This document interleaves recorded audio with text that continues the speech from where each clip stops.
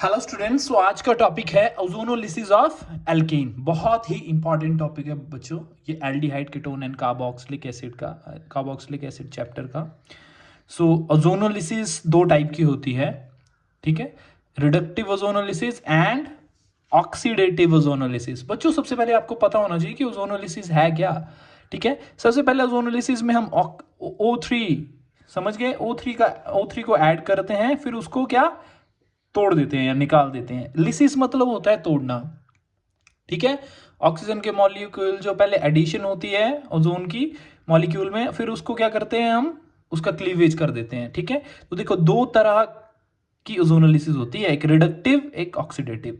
तो बच्चों चलिए सबसे पहले हम रिडक्टिव ओजोनोलिसिस पढ़ते हैं, ठीक है। तो रिडक्टिव ओजोनोलिसिस में क्या होगा, पहले एडिशन ऑफ ओजोन मॉलिक्यूल होगा to alkene to form ozonide, ठीक है। फिर उसके बाद क्या करेंगे, cleavage of ozonide by zinc plus water to form smaller molecule aldehyde and ketone. समझ लेना, बहुत इंपॉर्टेंट बात है ये। इसमें जो स्मॉलर मॉलिक्यूल बनेंगे वो एल्डिहाइड और कीटोन ही बनेंगे, याद रखना, ठीक है। ये कोई एल्कीन ले ली हमने, प्रोपीन है ये, समझ गए क्या है, प्रोप 1 इन। क्या है बच्चों ये, प्रोप 1 इन, लिख लो ना, प्रोप 1 इन है, ठीक है। जब इसको O3 की प्रेजेंस में हमने रिएक्शन करवाई इसकी, तो क्या बन गया, डबल बॉन्ड टूट गया, ठीक है, डबल बॉन्ड टूट गया और क्या बन गया, यहाँ पे भी ऑक्सीजन लग गया, ऑक्सीजन ऑक्सीजन O3 एडिशन हुई ना, ठीक है। तो ऐसा मॉलिक्यूल बन गया, ठीक है, समझ के। फिर उसके बाद क्या हो गया, उसके बाद ओजोनाइड को जब हम जिंक प्लस वाटर में हमने रिएक्शन करवाई, तो ये क्या हो गया, इसका क्लीवेज हो गया। कैसे क्लीवेज हुआ, ये वाला ऑक्सीजन एक तरफ आ गए और ये वाले एक तरफ आ गए, ठीक है। और ये ऑक्सीजन जिंक के साथ चली गई, ठीक है, जिंक ऑक्साइड बना दिया। तो इधर बन गया क्या, CH3CHO एस्टल्डिहाइड और ये फॉर्मेल्डिहाइड। समझ गए, समझ गए, इसको लिख लेना, ये एस्टल्डिहाइड है और ये फॉर्मेल्डिहाइड है। समझ गए बच्चों। सो चलिए अब मैं कोई रिएक्शंस और भी बताता हूं आपको कि कैसे होती हैं ये रिएक्शंस। देखो अब मैं आपको एक ट्रिक बताने वाला हूं, ठीक है, ठीक है। आप अब कोई कॉम्पिटिटिव एग्जाम में कोई रिएक्शन आ जाएगी तो आप खुल के पूरा इसको खोल के थोड़ी नहीं लिखोगे कि कैसे बनाइए ये पूरा, समझ गए। तो कैसे करना है आपने, मैं आपको बताने लगा, आप ध्यान से देखते रहना बच्चों, ठीक है। आपने ऐसे थोड़ी नहीं करना है कि ये बॉन्ड तोड़ोगे, फिर इधर ऑक्सीजन लगाओगे, दो ऑक्सीजन लगाओगे, फिर एक ऑक्सीजन को इसके साथ भेज दोगे, इसके साथ भेज दोगे, इस ग्रुप के साथ, और एक ऑक्सीजन को इस ग्रुप के साथ भेज दोगे, ठीक है।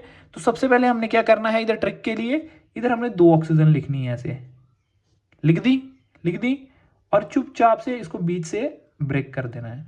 ये वाला साइड ये एक प्रोडक्ट बना रही है और दूसरे वाली दूसरा प्रोडक्ट बना रही है, पर ये सिर्फ रिडक्टिव ओजोनोलिसिस की बात कर रहा हूं मैं, किसकी, रिडक्टिव ओजोनोलिसिस की।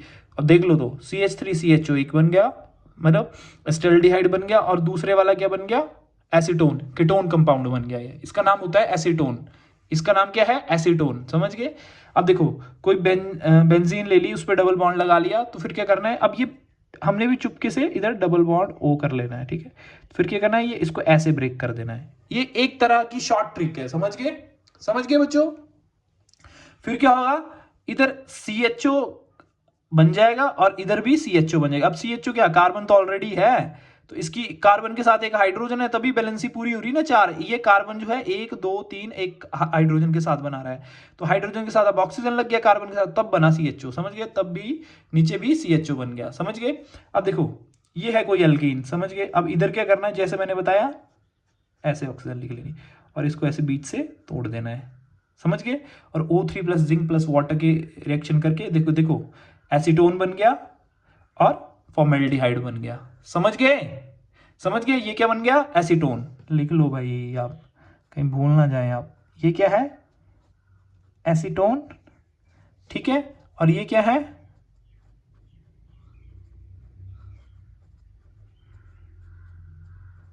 ये फॉर्मेल्डिहाइड, ठीक है, वो भी एसीटोन है और वो भी एस्टल्डिहाइड है, समझ गए। अब चलो अब पढ़ते हैं हम आगे ऑक्सीडेटिव ओजोनोलिसिस।